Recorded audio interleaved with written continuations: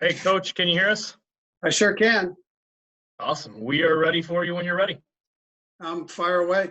So, well, I guess I'm a fire away here for you. So, hey, listen, we took Clyde in the first round, and we just think he is a heck of a player.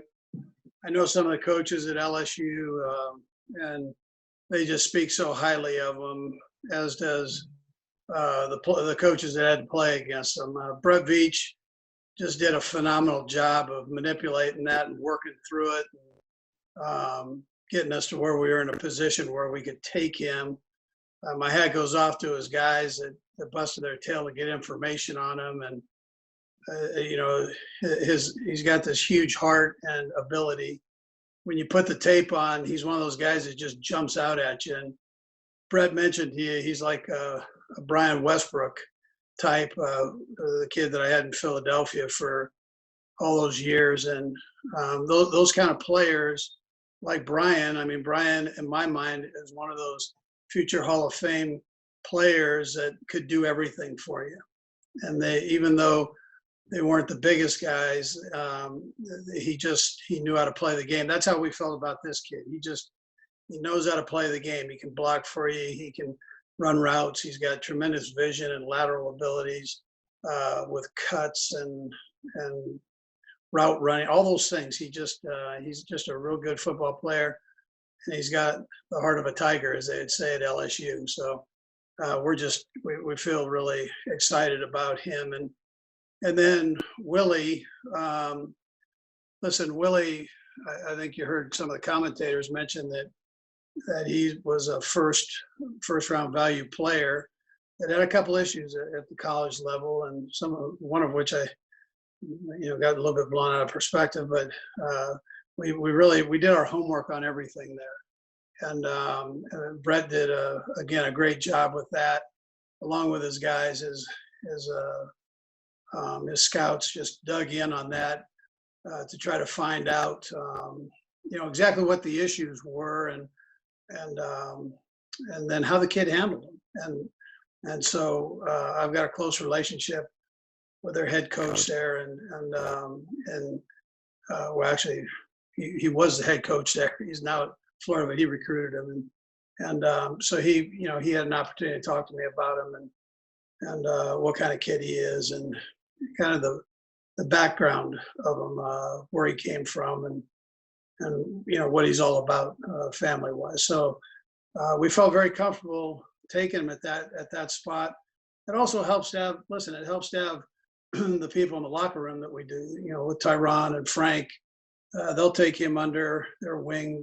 Hitch, that whole linebacking room is a very tight group. They'll take him in and make sure he's in good hands there. So and teach him the right way, how we do things in the National Football League, along with House and Britt. They'll work with him there, and Coach Spags has also got that linebacker background too. So he, as a coach, and he's got a good feel and all that. So he was the linebacker we wanted, and it was kind of weird how it all worked out, and we were able to get him. We were kind of holding our breath there at the end, but we're sure glad we got him.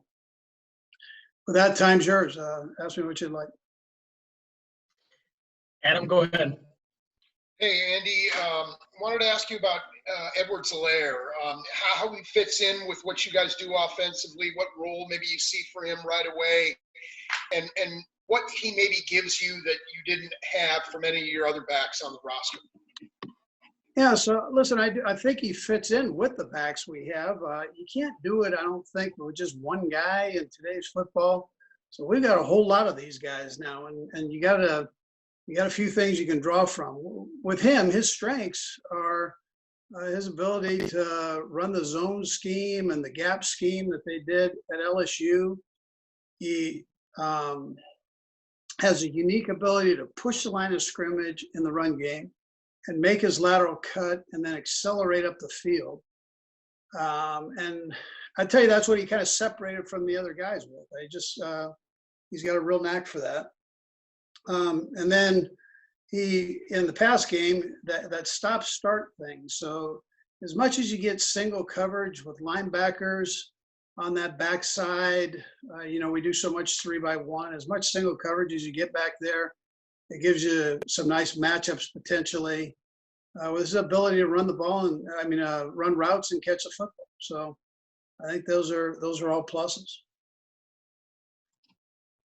Let's go to Vahe. Hey, Andy. Hey, Vi. Just in a sort of broader sense, I wonder between what you've added so far and all the continuity you have with your coaching staff and so many starters apparently coming back, how strongly do you feel that you're sort of built to absorb any off season that's a little truncated and perhaps even a schedule that's altered from what you might usually have? I mean, do you feel like your position is pretty strong in all this because of those circumstances?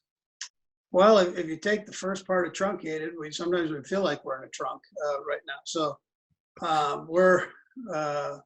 it's a unique time for all of us, and if there's one thing that's crazy, it is for all of us in this country, and we're all sensitive to that. But we're also looking forward to blossoming out of this thing and getting on with things. And so, but with the way the off season is and the way it's starting to develop, we'll be in our second week of this as we start up next week with this virtual off season. So to have people that kind of know what you're doing and how you go about business, I think helps both the coaches and the players, and also with Brett and his crew. So to have all that continuity there, I think is important. Brett worked like crazy to make sure that we're able to retain guys. I mean, he busted his tail on that this offseason, trying to keep as much the team together as you possibly can with this crazy cap stuff that you got to deal with. So here we sit, and I don't think it hurts you. And then, Brett's going to get in here and he bangs out these drafts. I mean, he does a great job with it. So he's already brought 2 good players to Kansas City. It's just going to make us better. Both these guys bring things that are going to help us and have a chance to help us quickly. So, as long as the guys get in and do the things that we expect them to do and that they've done in the past, they'll be able to help us. Let's go to Pete Sweeney. Coach, thank you for doing this. I had a question regarding Clyde. You said that Brett Veach needed to get you guys in the right position to take him. I imagine that means just addressing and completing the team as the offseason went along. So I was wondering if you could just elaborate on how he did that. And then with the linebacker, we won't get Steve Spagnuolo. So I just was wondering what he feels about the things that he can do with his defense. Yeah. So to get you in the right position, well, I felt, and this is where Brett is so good, he's going to get in and he's going to hammer Eric Bieniemy. He's going to hammer the offensive coaches, every one of them. He's going to do the same thing on defense. He's going to hammer me. And so he's going to say, what do you think our weaknesses are? Or what can we get better at? We're coming off a championship caliber team, but you want to get better. So where can you strengthen the team? And so one of the things was at the running back position with somebody that's a little bit different flavor, in particular that can come out of the backfield and do the things that this kid is capable of doing. And Damien's very good at it too, but Damien's a big old kid. This kid's a little bit smaller. They're all different. They all have a little bit of different stuff. So our thing as coaches, we got to kind of formulate it and make sure that we get the best group there that can go in and dominate on game day. That's what you strive to do. So, but Brett worked that whole thing and did it to, I thought, perfection.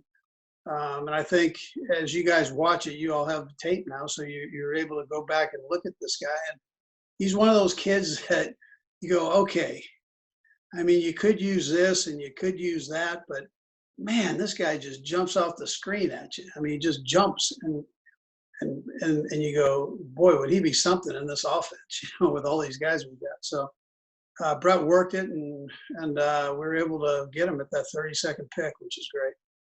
And then Spags loves Willie. So, and House, he knows, Coach House knows all the guys that have coached Willie. and he's real close with those guys. And so he knows all the ins and outs of the kid and what the kid's all about. Spags loved the way he played. He's reckless. He fits right in with the Tyron and and Frank and that crew, that whole group on defense that just like cuts it loose and gets after people. So, and he didn't grow up far from Chris. I mean, he's right in there, that same kind of neighborhood where Chris was at. Small town guy, very, very small town. The head coach told me, the old head coach, the one that's in Florida now, Coach Mullen, he told me that he went on a recruiting trip to go see him. They got stuck in the mud. They had to get he lives way out in the country, got stuck in the mud and had to get a tow truck to pull him out. So, well, I'll tell you, again, you watch a tape on him and he's one of those guys, you go, who is that guy? I mean, he's making plays all over the place. So, the linebacker coach I know loved him. Britt was part of that too, and he was kind of there. He and Britt and House kind of had him as the guy. That was their guy. They loved what they saw, and Brett, brings those stacks to the guys, the different players, and they said, man, this kid here just plays. Wow, see a good one. So anyway, that's where we're at. Yep. All right, guys, we got time for a few more. Let's go Nate Taylor, Matt Derrick, and then Vahe. Nate, you are up. Go ahead. Hey, Coach. Good to see you. I have a two-part question. With Willie, how much did you guys get to talk and communicate with him before, obviously today, and taking him in the draft? And then secondly, with just 5 games of film from this past year, how much did you feel like your scouting department could really find where he would fit in your system, even though you have a limited amount of film to work with? Yeah, well, they were on Willie early, so we were able to virally talk to virtually talk to Willie, and so it was great. The only problem was Willie had to be in his car and he had to drive into town, to be able to access his instrument there to talk. So that was the only tough part. So we did everything from a car, where he could get enough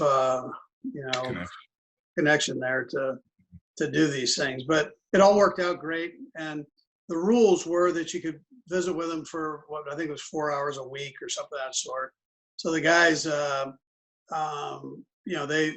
they got in there and dug in and talked with him. I had an opportunity to get on one with him and spend an hour with him, and we just felt that he was a nice fit. Okay, let's go to Matt Derrick. Tell you what's neat about both these guys is both of them love football. So I think you guys will appreciate that when they get here.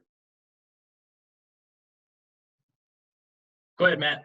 Hey, Coach, I really appreciate the time as always. With Willie, how do you see him fitting in, with Anthony and Damian coming back? And also, as Nate mentioned, with just the 5 games played and having maybe a limited games in his college career, is he going to coming in and maybe a little bit more raw than maybe a typical second-round pick? Yeah, like all these guys that we get, we try to make them get in and earn that right to play and that whole thing. So give them an opportunity to show, but at the same time, you got to get in and you got to do it. You got to handle it mentally. You got to handle it physically. And Willie's been a great special teams player also. So that's always an avenue for linebackers and safeties to kind of get in the picture of things. And so he'll have a role there, and then he'll try to battle to get himself into a starting position somewhere in there. Spags uses everybody, right? I mean, he finds a spot for everybody that suits up.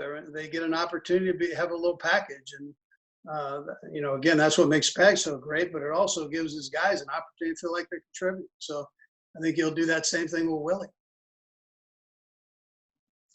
Okay, Vahe, do you want to close us out? Sure. Hey, Andy, just sort of the thing we haven't had a chance to really talk about, how odd has this whole process been? And I know it's different than anything you've had to do before, but I know you were pretty prepared for it. Can you just share with us what it's been like? Yeah, it's been interesting. I think for us old guys, coaches wise, at least, it's been an opportunity to learn all this technology. So they've got a setup in my basement here that's crazy good, and we've been able to work through it. I mean, I've been impressed with the draft and kind of how it's gone off. There haven't been too many glitches there, and you get a unique opportunity to get into people's homes and see them. Kids, you get to see them. My wife, after our first pick, she got a bunch of text messages after the first pick, which she would have never gotten before. So I mean, it's little things like that have been a bit different. My hat goes off to Brett and his crew for gathering information, setting up all the chats that we had with the players, where you have to actually orchestrate. Not everybody sits in a nice house here and has access. Willie being one of those. I mean, you got to time it up where you get Willie to be able to drive into town, get someplace where he's got access, and then talk. And in his car in that case. So everybody's got a little bit of a unique situation, but the guys have powered through that. We've done the same thing with our players. I gave the coaches last Monday to just kind of get the technology figured out with their players. And then I called all of them to check on it, and I jumped in on a few of the chats with the players, and they all had it figured out. So, I mean, they were in and going, and it's been really a pretty smooth thing going here. So hopefully we can get back to it. I think we all want to do that, right? Within being smart and safe, we'd all like to be able to get back and get things back to normal. But, that might take a little bit. And if it does, then we keep pounding it out the best we can do. And we're always going to try to maximize that with a positive attitude. Put on the Tommy Bahama and let's go. By hey, doggone it, you just feel a little bit better, man. All right, Coach. Thanks for joining us. All right. Thanks, fellas.